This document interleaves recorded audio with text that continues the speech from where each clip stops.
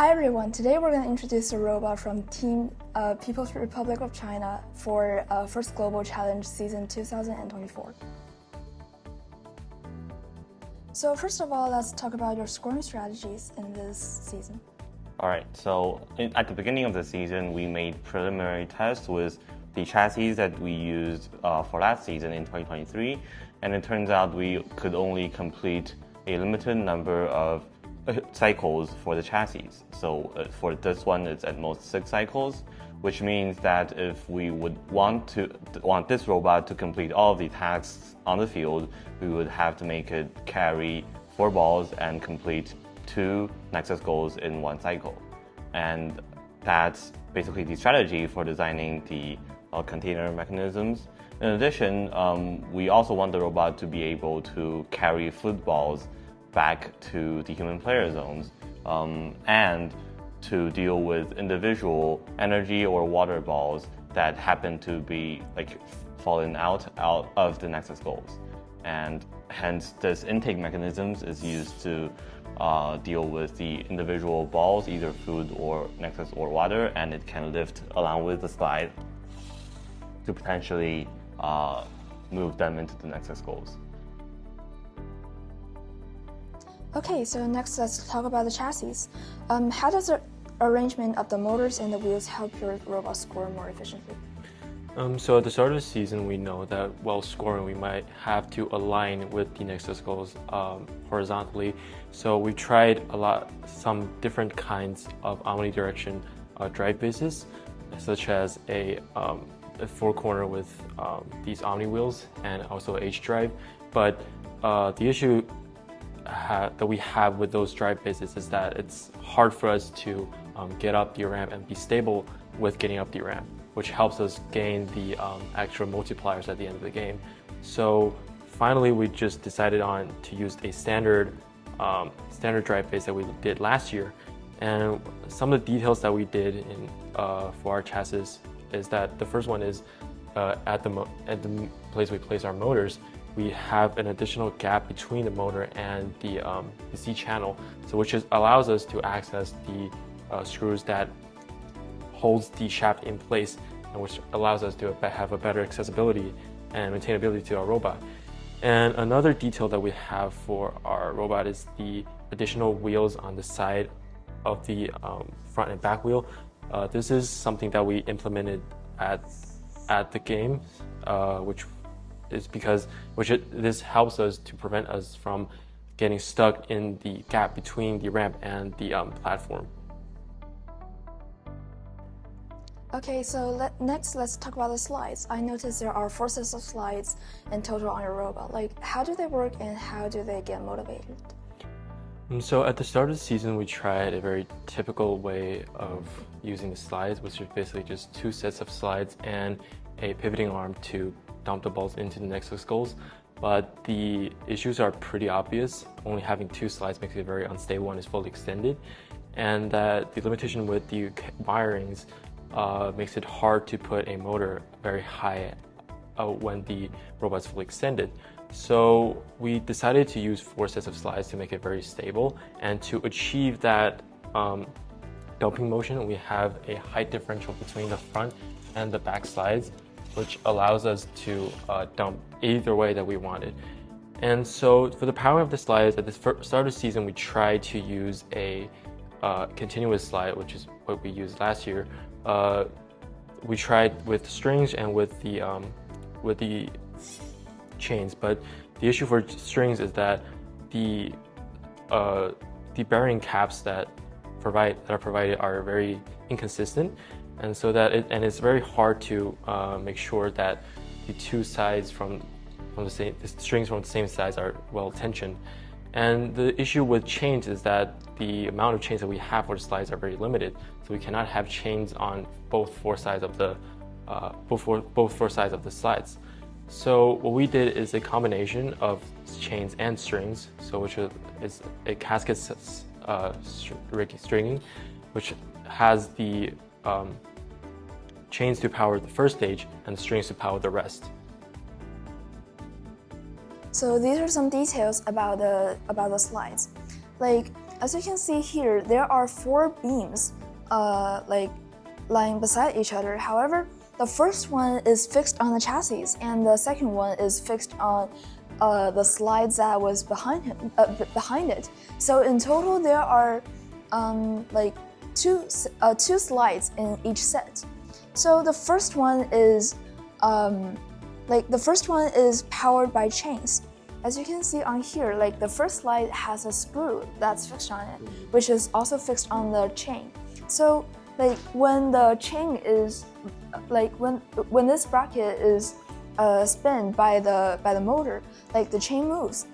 The first slide would be powered like this, and the next slide is powered by string. So it's a pretty complicated mechanism. As you can see, there is a fixed point on the fixed beam, like on the beam that is fixed on the chassis, and another fixed point on the second slide. And there are 2 bearings on the first slides. So when the first slide is ascended by the chain, like this, the position of these 2 bearings will increase. So like the string goes from this fixed point to this bearing, and then downward to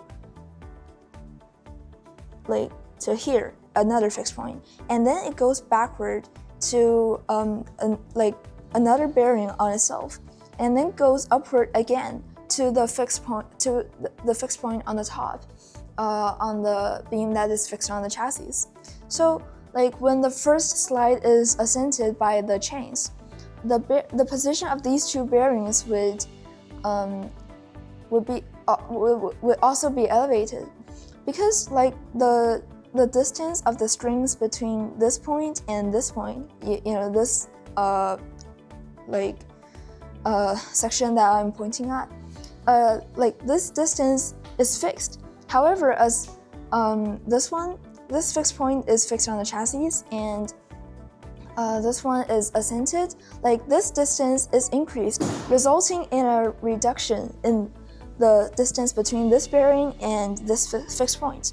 So when this distance decreases, it results in the second slide also powered and ascended.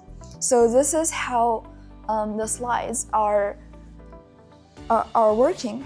And also there is another set of strings, as you can see here inside. So this is a very similar but opposite mechanism, providing the downward drag force when the slides need to retract. So next, let's talk about your resource storage. Like, how do these panels help you store? Right, so we initially developed a decision to hold 4 balls at a time so we could complete hopefully all Nexus goals, and therefore we have this mechanism with 2 significant features. One of them is since we decided upon using 4 slides and having 2 different heights at one time, we would require the length of the storage to change as the height differs between the slides, and therefore there are 2 sliding blocks over here, so it will make sure that the storage would remain consistent while there are differences in the heights of those 2 back and front slides. Another feature is this door of the storage. We usually use those 2 doors controlled by servos to release the balls, because in this way we could control those 2 sides separately. One feature of this door is we have a one-way mechanism over here. So in case this arm hits the edge of the Nexus goal, it would deform into this way, and it would reduce the stress put on the servo. In addition, this holding mechanism we have here exceeds the starting limit of the robot.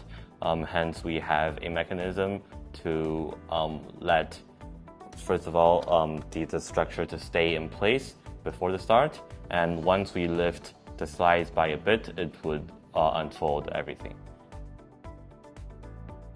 Okay, so next let's walk us through about this intake system over here. Right, so this intake system is designed for two features: one to secure the food ball released from the Nexus goal, and another to grab some energy or water balls that are left out of the Nexus goals and put them in to score. So the mechanism of this is this would be the initial stage of this intake, and after the match begins, it would extend into this position. So this would form the frontal wall of the storage. And whenever we have a need to intake the one ball from the ground, either it be food or energy or water, we would again lower it, and this would be the height of the diameter of the ball. So then these two wheels were again moved, and the balls would be stuck in between the space between this wall and this rubber band, and so it would stick into it, and we would see if we would turn it back to the human player or lift this entire mechanism to release in the Nexus goals. Another detail about these two beams is that, while it has a function of picking the ball that falls on the ground, it has a slight height difference. So the first function is that they can fold in like this without interfering with each other.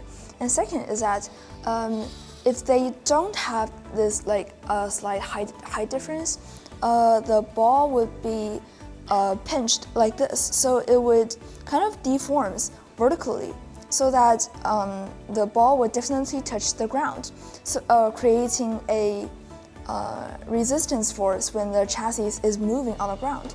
So instead, because the slight height difference pinches the ball like that, so it kind of deforms in another way, and the ball would be lifted slightly off the ground, and it wouldn't cause any resistance for the robot when it's moving.